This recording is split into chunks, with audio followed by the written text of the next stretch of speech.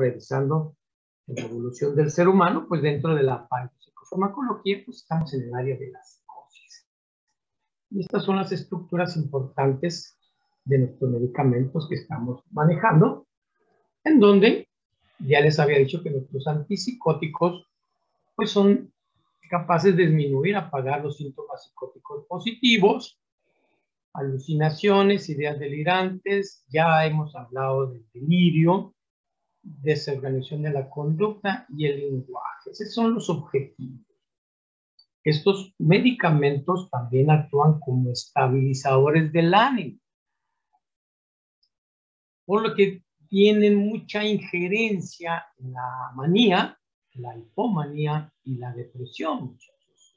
Psicóticos, no nada más es el rango que estamos revisando. Entonces, un antipsicótico es muy importante que ustedes lo tengan en sus manos para este tipo de trastornos, básicamente. Acuérdense de la neurolepsis, la clorpromacina que revisamos el día de ayer, produce sedación, produce neurolepsis, que es lentitud motora, lentitud mental. Entonces, producen sedación y bajan la ansiedad, los antipsicóticos. Ya habíamos platicado de los antipsicóticos típicos y aquí tienen ustedes una fotografía de Ciudad Juárez por allá por los años que yo todavía nacía, pero es el Juárez viejo, el Juárez de los años 1900 por ahí 50. Esto sería aquí la catedral, ¿verdad?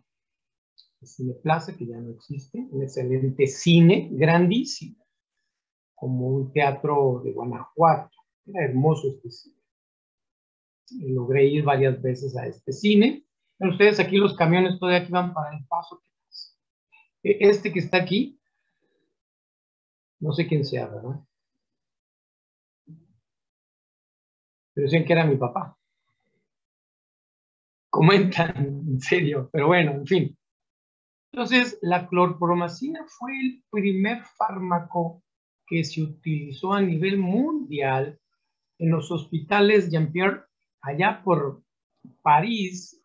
Sí, estos eran nuestros pacientes psiquiátricos que ustedes están viendo con una psicosis, etcétera, en donde el responsable de atender a estos pacientes, pues empezó a utilizar este fármaco para poder estabilizar las alucinaciones, ¿verdad? En el 56, Deniker Delay, en el Hospital Saint-Denis de París, vean ustedes, confirmando su utilidad de la clorpromacina. Entonces él lo aplicó, pero el medicamento clorpromacina fue un hallazgo circunstancial sobre, lo usamos para anestesia, que ellos anestesian los tiempos. Entonces él empezó a aplicar a los pacientes y dio este beneficio que en la actualidad seguimos aplicando a nuestros pacientes para producir sedación, disminución de los signos positivos del paciente con esquizofrenia, psicosis o algún trastorno esquizotípico. Entonces, en efecto, se descubrió el efecto de la sedación que producía en un caso de excitación maníaca en el paciente, ¿verdad? Entonces, en el 55, Klein ensayó la reserpina, que todavía la tenemos en nuestro haber. La reserpina en Nueva York se empezó a trabajar a nivel de tipo, y la reserpina, que pertenece a las Rauwolfias, que es esta planta, se empleaba en la India para tratamiento de las enfermedades mentales. Fíjense, por allá en la India, ¿verdad?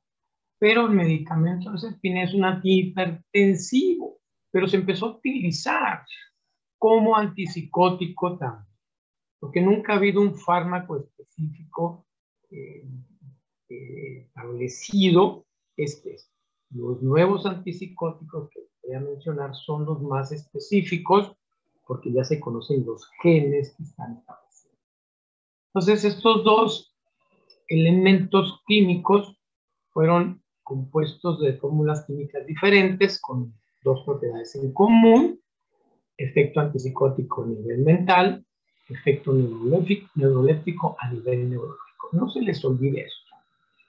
Entonces, neuroléptico a nivel neurológico. ¿Por qué? Porque el paciente tiene agitación psicomotriz. Efectos extrapiramidales. Entonces tiene el efecto a nivel mental que buscamos.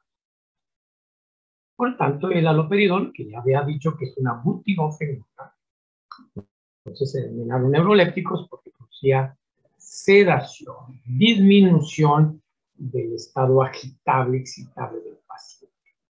Entonces, el haloperidol, que dije que es un medicamento excelente, es el número 1 para los brotes psicóticos. Se aplica intramuscular. Hay tabletas. Púntenle en rojo. Nunca se debe de poner en la vena. Siempre intramuscular medicamento. ¿Por qué? Porque te puede producir muchos efectos extrapiramidales que ya revisamos el día de ayer. Entonces el medicamento es tan efectivo que en 15-20 minutos el paciente ya anda con el brote psicótico, tratando de dañar, alucinando, corriendo por la calle. Este es un fármaco de gran elección. Es lo que yo aplico, lo que se aplica en los hospitales psiquiátricos. Es un medicamento que debe de estar y que tiene que existir en cualquier consultorio de cualquier médico, psicólogo, psiquiatra. Entonces, pasados los años 80, fíjense ya, en los 80 se utilizaron los antipsicóticos atípicos. La clozapina fue la primera que se estudió, pero ya después vinieron la risperidona, que ustedes se la han escuchado por ahí. Entonces, los antipsicóticos tienen mecanismos complejos de acción, sobre todo las atípicas. Los típicos habíamos quedado que su acción definitiva es el receptor D2 en la vía mesolímbica. Obviamente, comenté el día de ayer, va sobre las demás vías dopamínicas. Entonces, cuando va a las demás vías dopaminérgicas, pues causa efectos secundarios que esperamos. Entonces, nuestro antipsicótico, nuestro objetivo número 1, y luego si actúa sobre acetilcolina, pues va a dar efectos sedativos, boca seca, trastornos de eyaculación, va a actuar nuestro psicótico sobre serotonina, glutamato y GABA. Vamos a revisar por qué son contraproducentes los antipsicóticos en algunos pacientes que no les cae bien, porque actúa sobre otros neurotransmisores. Entonces, los neurolépticos receptores D2, aquí los tenemos, rectificando y reafirmando. Mesolímbica y mesolímbica córtica. Ahí va nuestro receptor. ¿Qué va a hacer nuestro receptor a estos niveles? ¿Qué va a hacer nuestro receptor a estos niveles? Va a hacer eso. Es nuestro objetivo. A esos niveles mesolímbicos, ese paciente. Que va a ser también estabilizador del ánimo, pero sobre cortezas prefrontales, límbicas, cuando vamos a utilizar. Entonces producen sedación en los pacientes. Por lo tanto,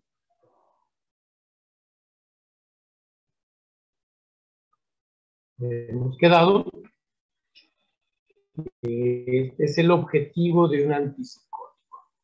No va a actuar en todo el cerebro, porque nada más hay 5 vías dopaminérgicas, que ustedes ya saben cuáles son. No va a actuar a nivel parietal, no va a actuar a nivel occipital, ni cerebeloso. Nada más donde hay dopamina, serotonina, nada más. Entonces el bloqueo de D2 en la vía mesolímbica logra la meta deseada, apaciguar al paciente. Esa es la palabra que yo quiero utilizar. Calmarlo, apaciguarlo, controlarlo. Entonces la vía mesolímbica está involucrada en los síntomas positivos, recordándole que también el circuito de placer está asociada con la recompensa. Por lo tanto, le vamos a producir al paciente, recuerden ustedes, estado de apatía anhedonia. Muy importante. Esto es básico que no lo olviden. Estos pacientes, cuando actuamos sobre estas áreas del placer, ¿sí? Le vamos a producir un efecto secundario a muchos de ellos, voy a volver a repetir, cuando actúa en el centro del placer, que es el núcleo accumbens, el paciente está apático, anhedónico, con falta de motivación, tiene una reducción muy reducida en las actividades de interacción social, que eso es casi similar a una depresión. Y la apnea mesolímbica, cuando está alterada en los trastornos del desorden afectivo, esto es muy importante porque los pacientes tienen anedonia, falta de motivación.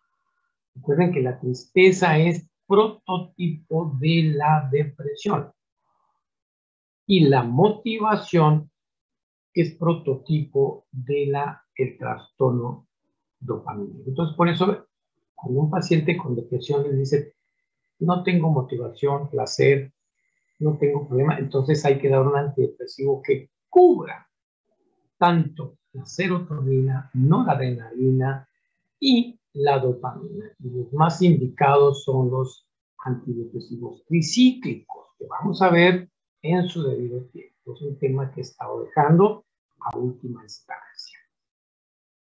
Entonces, esto es muy importante que vayan diferenciando. Entonces, esto es un estado muy similar a los síntomas negativos también de la esquizofrenia anhedónica o apática.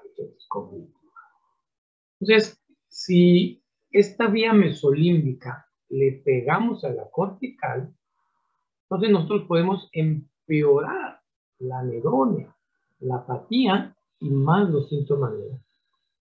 Les había explicado que estos pacientes tienen una alta incidencia de consumo de cigarro y de abuso de drogas.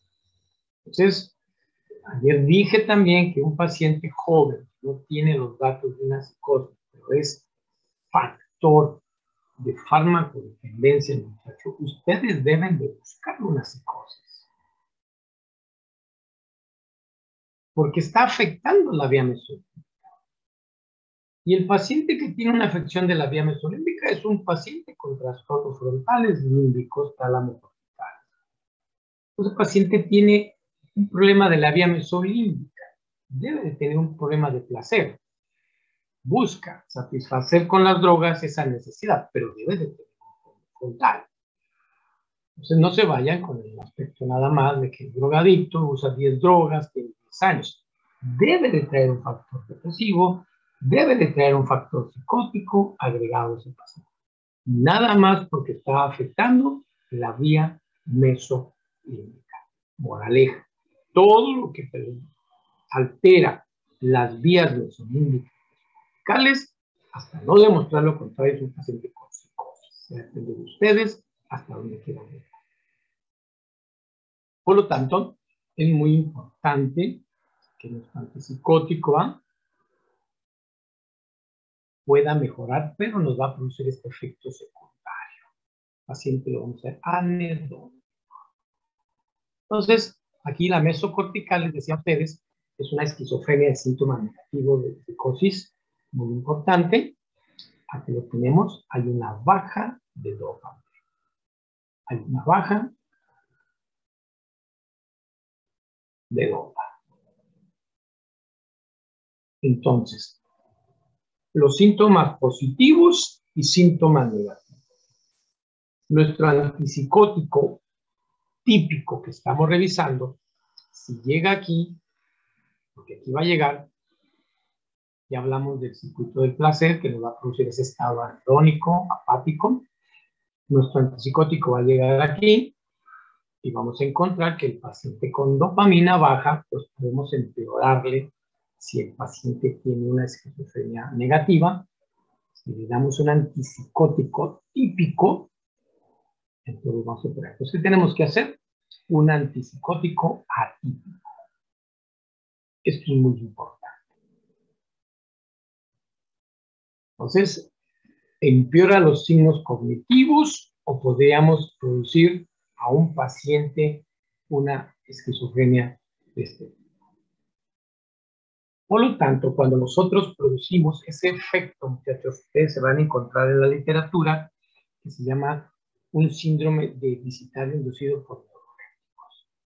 Así que yo le voy a dar la clorpromacina, el Simogan, fenotiacinas, todos los típicos, y el paciente, si no tenía problemas cognitivos, no estaba apático, entonces le voy a producir este síndrome deficitario inducido por neurolépticos. Podría yo producir secundariamente estos problemas al paciente. A un escolar, a un ejecutivo, a una mamá, un papá, yo le puedo producir déficits cognitivos importantes, que son los principales, que son déficit de atención, memoria, déficit de atención, memoria y aprendizaje. Son los tres aspectos que se van alterando. Por eso yo siempre les he dicho, si a un niño yo le encuentro un déficit de atención serio, para mí, a largo plazo, es un paciente con la posibilidad de desarrollar una psicosis por deficiencia de la maduración del lóbulo frontal. Entonces, son perspectivas a futuro que ustedes no deben de perder nunca con los pacientes. Toda lesión, daño, trastornos de la maduración de los lóbulos frontales son psicosis resilientes. Resiliencia quiere decir que está oculto. Nada más es falta que pase el proceso y desencadena la patología. Entonces, aquí les presento nuestras vías positivas y nuestras vías negativas. Es muy importante no perder esta perspectiva. Entonces, la vía nigroestriada, psicótico típico, ¿sí? En la nigroestriada, pues va a producir los movimientos involuntarios que habíamos platicado el día de ayer, extrapiramidales y las disquinesias tardías o prematuras, que pueden ser resueltas si se retiran a tiempo los antipsicóticos con programación. Les recuerdo que no pueden retirar un antipsicótico abruptamente. Tienen que llevar un espacio como todos un mes, 4 o 5 semanas. Vamos a tomar este tema posteriormente. ¿Cómo retirar un psicotrópico de la clasificación que estamos manejando? Entonces, las vías extrapiramidales, esos discinesias, trastornos de movimiento, pseudoparkinsonismos, se debe porque el antipsicótico bloquea la dopa. Recordándoles nuevamente que la dopamina, los ganglios basales, inhibe el movimiento. La dopa sirve para inhibir el movimiento. Les recuerdo nuevamente que la dopa, el lóbulo frontal, sirve para la atención, aprendizaje, memoria. Les recuerdo que la dopa en la hipófisis inhibe la lactancia materna durante el acto sexual. Esa es la dopa en diferentes circuitos. Les recuerdo que la dopamina en el núcleo accumbens produce la motivación, el placer, la recompensa y la gratificación.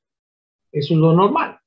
Entonces aquí en esta vía mesolímbica nos va a dar este problema, que es la neurolepsis o neurolepsia, que es un síndrome de enlentecimiento motor o ausencia de movimiento. Neurolepsis, que habíamos platicado. O los síntomas extrapiramidales. Eso es muy importante. Entonces, esto sería, como decía ayer, el pago, ¿verdad? El costo de usar un antipsicótico en los niños. Ya en el adulto es menos la expresión del problema, más bien en los niños, muy jóvenes los niños, que tienen este tipo de procesos. Entonces no se les olvide.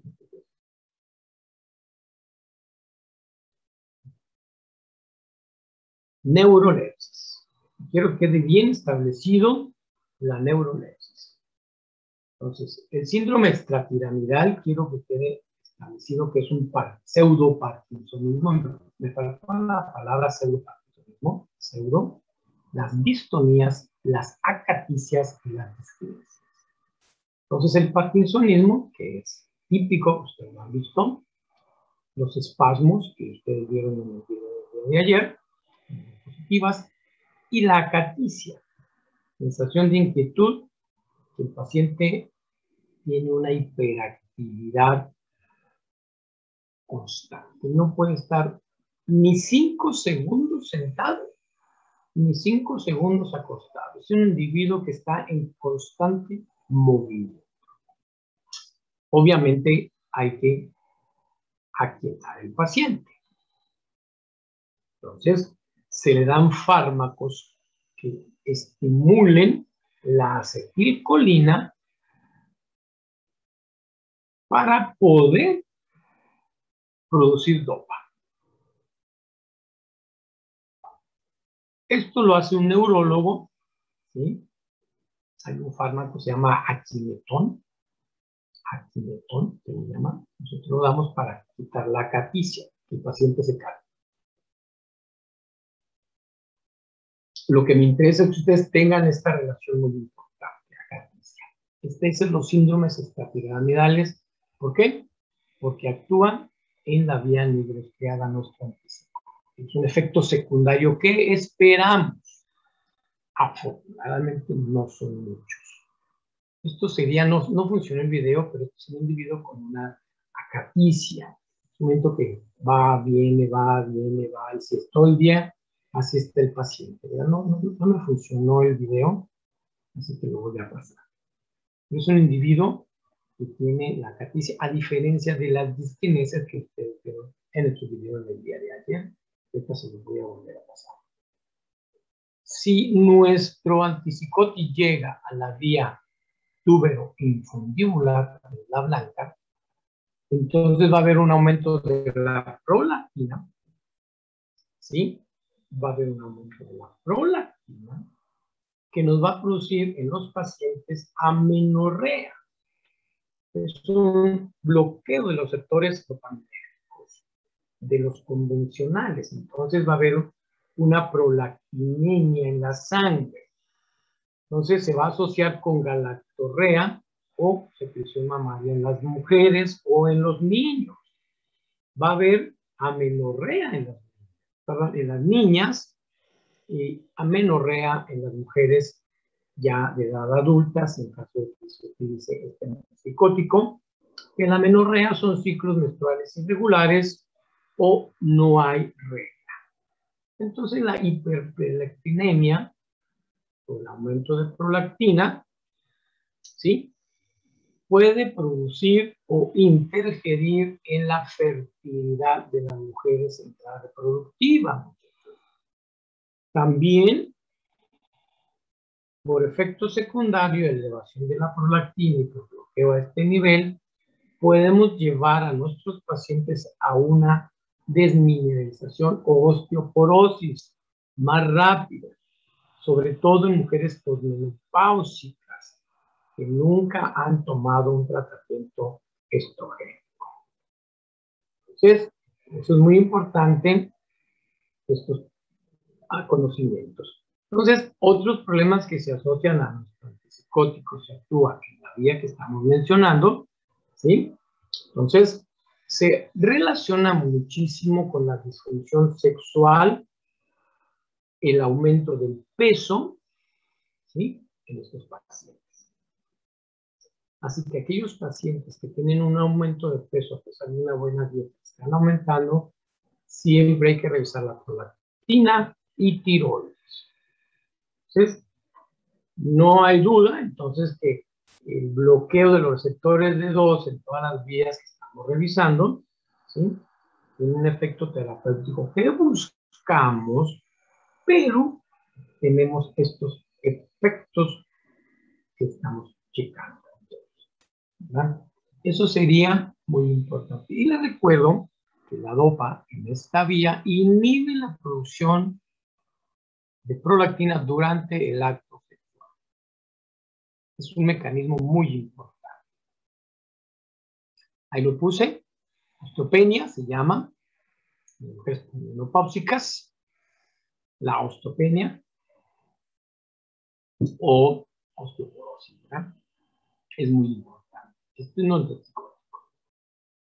Entonces se asocia a osteopenia.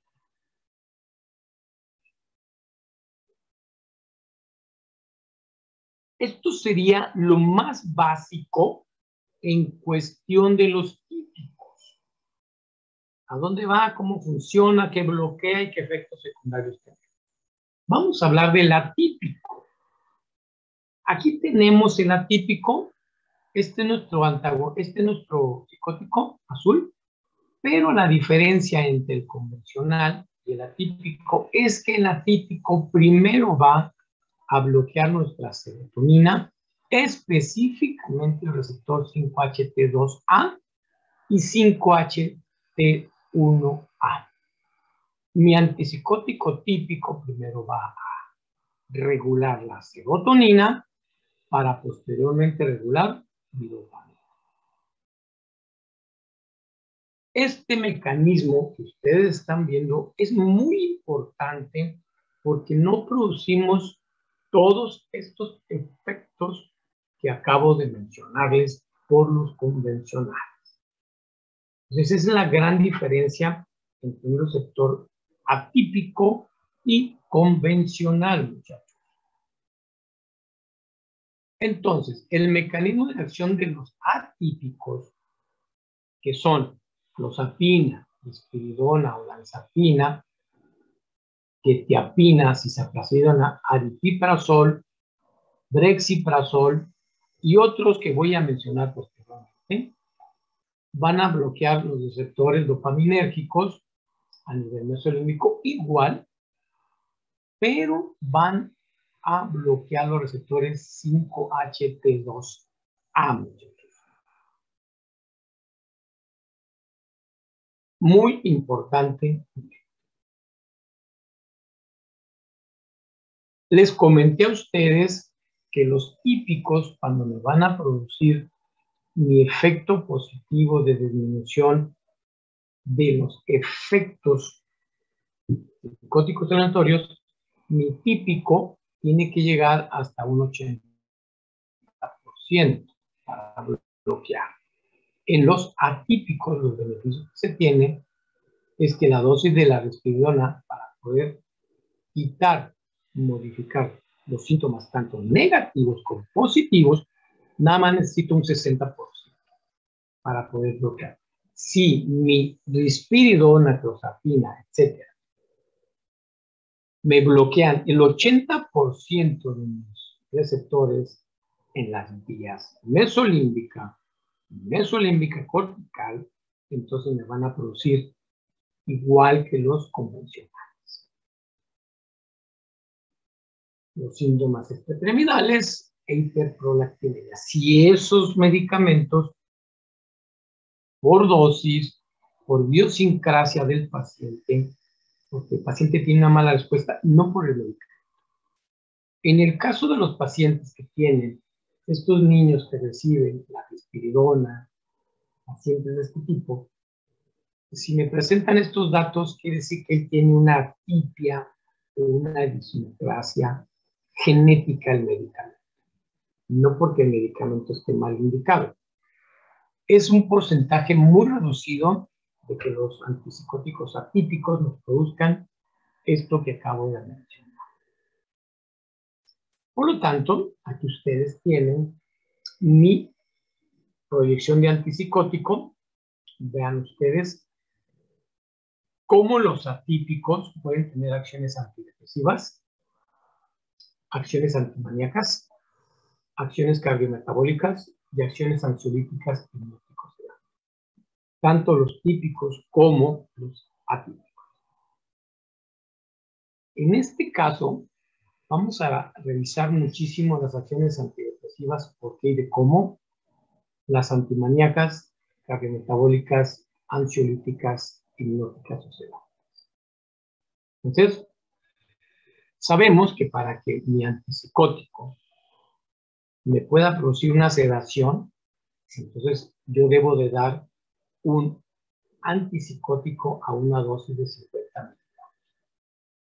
Si yo lo quiero como antidepresivo, debo dar 300 miligramos. Si yo lo quiero como antipsicótico, debo dar 800 miligramos, bloqueando mi receptor de 2 y bloqueando mis receptores. Como antidepresivo, nada más, bloqueando ¿a quién? A mi serotonina, a mi noradrenalina y a la dopa. Como hipnótico, nada más va sobre los receptores histaminórgicos. Histamina. Entonces, depende de la dosis que trae su paciente que le van a mandar. Si trae la risperidona y su bebé trae una dosis de 50 miligramos, entonces el niño siempre va a andar dormido, pero no va a tener el efecto antipsicótico que se busca. En el caso de un autista agresivo, irritable, si traemos una dosis de 300 miligramos de esa risperidona, pues no me va a servir, porque yo necesito una dosis más alta. Entonces es muy importante que ustedes se fijen en las dosificaciones, cómo se manejan en estos pacientes. En el aspecto cardiometabólico, está bien conocido que estos fármacos atípicos me van a producir a largo plazo, muchachos, cambios metabólicos muy importantes. O sea, vamos a enfermar al paciente. Y uno de los cuadros que yo me he encontrado antes de que lleguemos a ser enfermos de la diabetes, los pacientes empiezan a tener aumento de peso. Tienen un mal metabolismo de las grasas. Tienen un problema que aquí vamos a manejar, miren. Acción antipsicótica. Tienen un incremento de la apetito. Les da mucha hambre. Y luego, si seguimos el caminito, empiezan a aumentar el índice de masa corporal. ¿Saben? La camisa ya no me queda. Y esto nos dice que hay un cuidado o un riesgo cardiometabólico muy importante. ¿Sí? Ahí lo tiene. Por lo tanto, esto puede presentarse a los 6 meses o 3 meses que el paciente o el niño empiece a presentar estos datos. Por eso es muy importante que los pacientes, los niños y adultos, les hagamos un control de triglicéridos o de grasas, los famosos SMAC, para monitorear que no suceda este incremento del paciente. Como resultado de mi antipsicótico, la risperidona o lanzapinas, que son efectivísimos, ¿sí? Que son efectivísimos. A ver, déjenme meter ahora un segundo.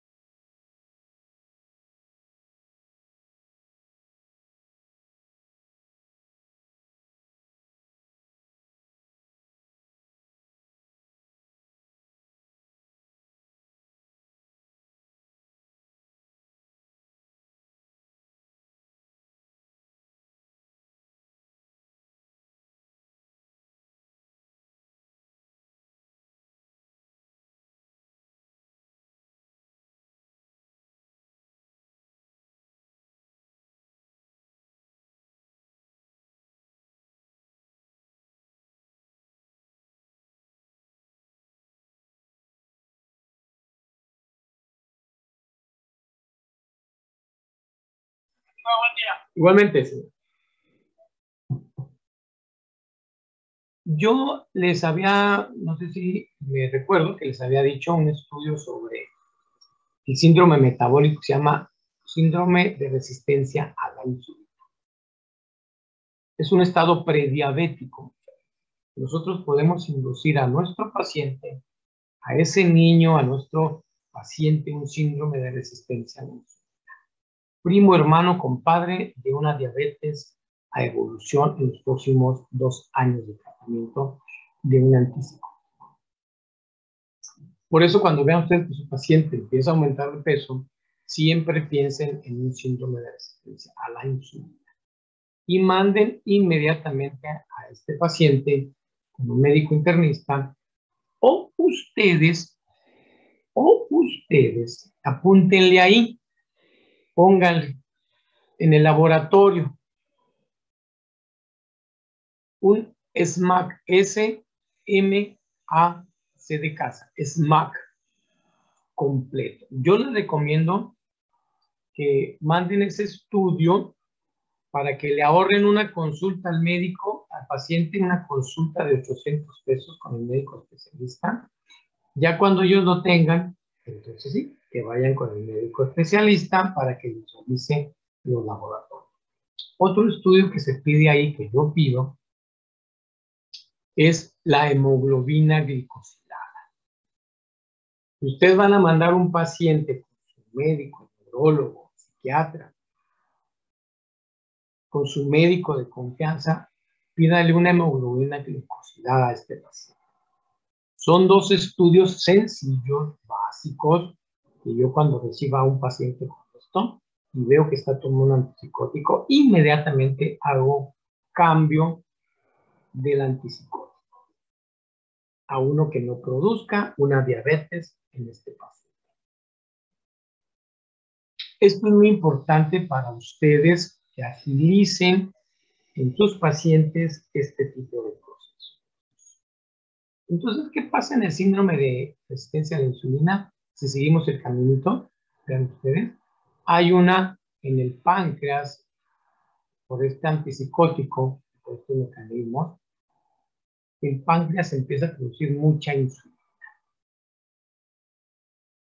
Y si nuestro paciente no se da cuenta y le encanta la coca, el burrito, los tacos, no hace ejercicio, nuestro paciente por lo general no tiene buena nutrición, entonces llega un fracaso pancreático que es ya prototipo de la diabetes. Entonces, de aquí a aquí puede pasar 1 año, pueden pasar 3 meses o pueden pasar 3, 4, 5 años. Es dependiendo del fenotipo del paciente. Pero no se les olvide nunca que siempre hay en nuestro antipsicótico atípicos esta posibilidad de producirles a nuestros pacientes durante el primer año de tratamiento. Y recordándoles que hay muchos niños que reciben este tratamiento durante 2 o 3 años mientras se logra controlar a estos pacientes. Son cuidados que ustedes deben de conocer, tenerlos bien presentes siempre. Por lo tanto, prediabetes, ya no hay mucho que recorrer en la carretera. Hay diabetes, obviamente, muchachos. Miren ustedes aquí, muerte prematura. Un antipsicótico puede matar a un paciente. Entonces, aguas, nada más es un fármaco como tal. Entonces, es muy importante que ustedes tengan pacientes con estos datos, estos medicamentos, tengan siempre en cuenta que reducen la calidad de vida del paciente. Esto es muy importante. Pueden producirles a un paciente un cuadro metabólico, una hipoglucemia severa, se les desmaya en el consultorio y algo le pasó al paciente. Ya trae el problema. No tenemos que hacer todo el corrido. ¿Cuál es la solución? Ejercicio. Ahí lo tienen en la carretera. Ejercicio y una nutrición con el antipsicótico. Entonces, sí es importantísimo estos aspectos de los antipsicóticos.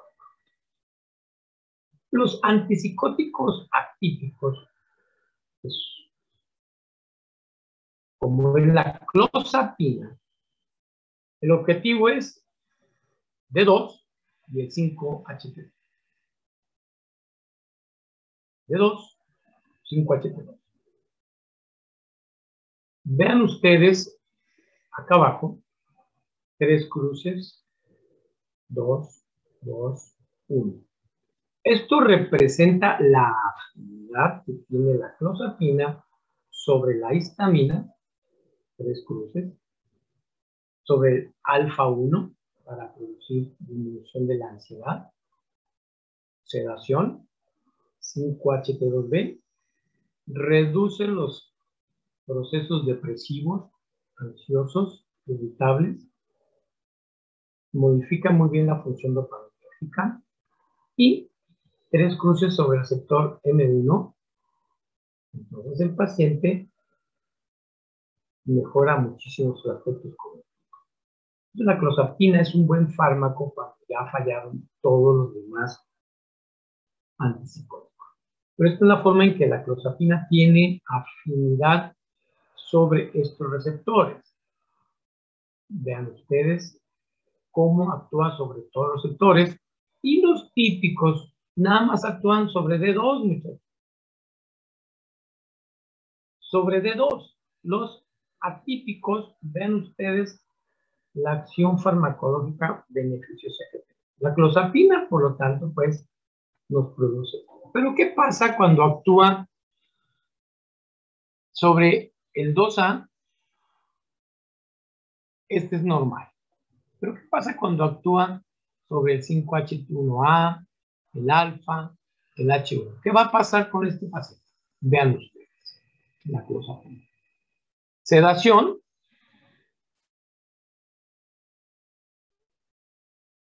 Por efecto alfa-adrenérgico, disminuye la producción de noradrenalina, produce sedación al paciente.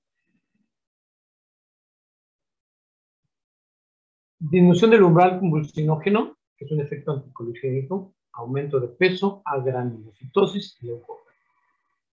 ¿Cuál es el problema de este medicamento? La agranulocitosis. Este es el problema de este medicamento. Es muy efectivo. Señores psicólogos, deben de tener en cuenta esto en este paciente. Esta clozapina debe de estar en control estricto con un médico. Esto es muy importante. Y lo vuelvo a repetir. Granulocitosis y leucopenia.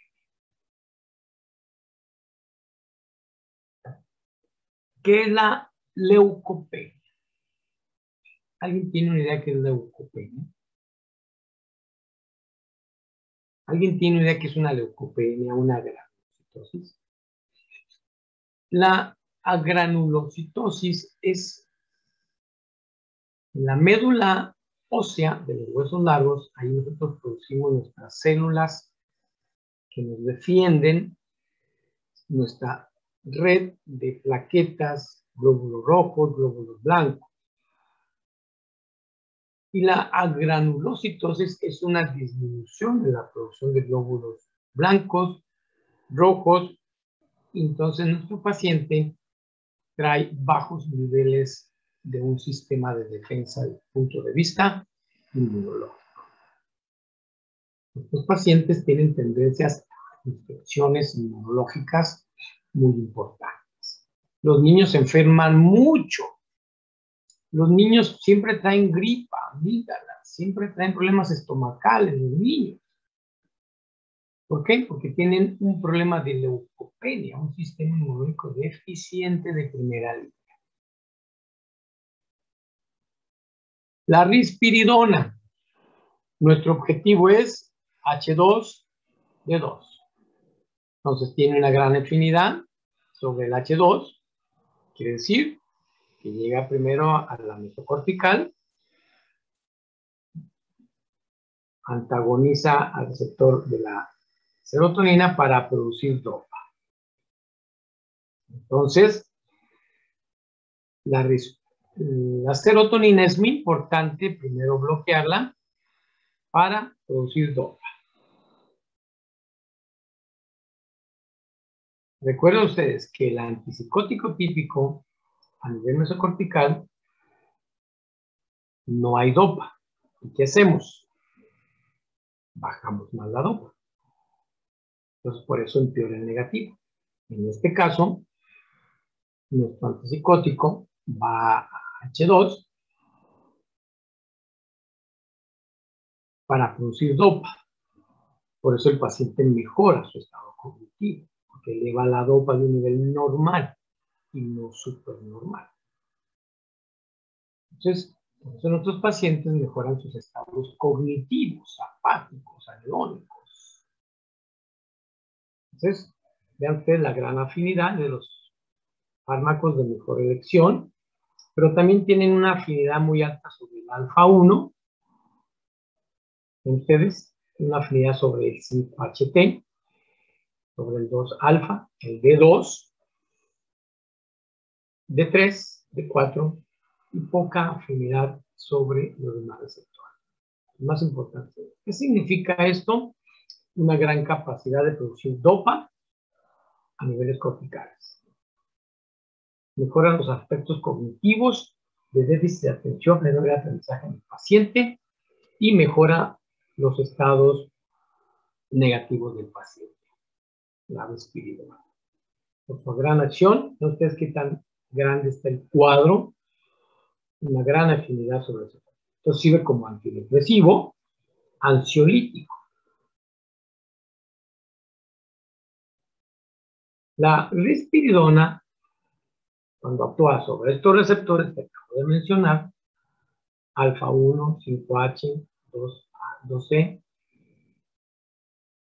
va a producir agitación, ansiedad, tensión, dolor abdominal, náuseas, aumento de peso, disfunciones sexuales por cambios en la prolactina.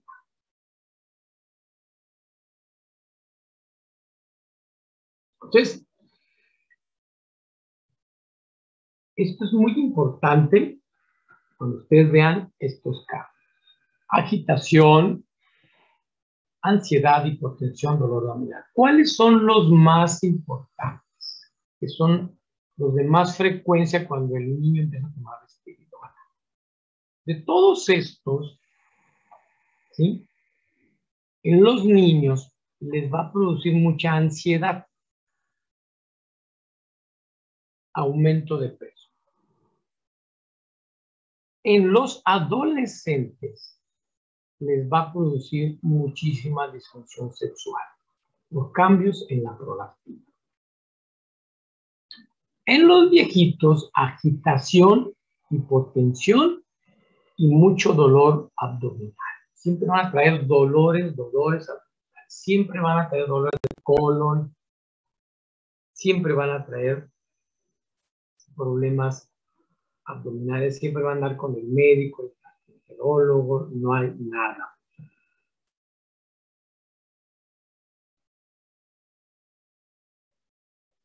Esto es muy importante porque lo pueden considerar a estos pacientes como psicógenos. Van al seguro que les dicen, no, usted no tiene nada. Y le empiezan a dar sedantes, les empiezan a dar todo. Muy importante. Entonces,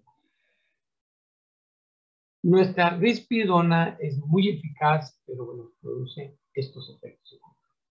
Doctor, disculpe, tenemos que irnos a la otra clase. Muy bien. Les agradezco mucho entonces. Seguimos con el tema. Mañana es viernes, ¿verdad? ¿Nos vemos mañana? Sí, ¿verdad? Sí. No, mañana no. No, ¿verdad? Nos vemos entonces el sábado. Vamos a combinar las clases para darles información completa. Jóvenes, que les vaya bien.